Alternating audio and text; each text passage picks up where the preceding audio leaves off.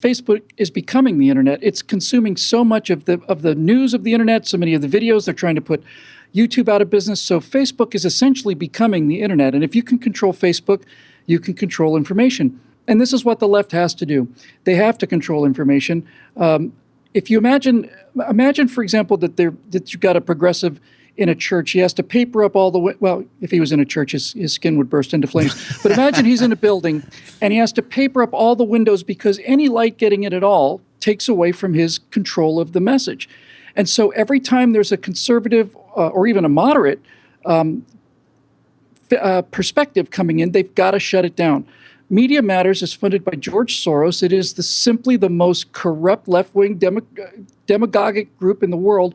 And I'm just looking at the article you were talking about, and they said Media Matters describes himself as what? The top watchdog against fake news and propaganda.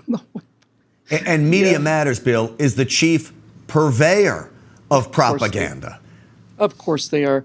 I think Tucker Carlson just went after the BuzzFeed editor for publishing those ridiculous stories about Donald Trump, which were then picked up by the mainstream media, all these, prostitution in Russia kind of things. And they're just shameless. I think it's a serious problem. Grant, I have a friend who did a video, shot it here, went to a lot of trouble, had it pulled immediately by Facebook. No explanation, nothing. As far as I remember, it was just a patriotic story about how great America is, but you can't have that. We got two situations here. On one hand, we are really in some genuine trouble because Facebook is so pervasive for so many people. But at the same time, it's an indication of just how desperate these people are. They don't control the narrative anymore, and they don't control the information. Donald Trump has circumvented the mainstream media, and he's circumvented Hollywood, and he's circumvented the Democrats. Bill,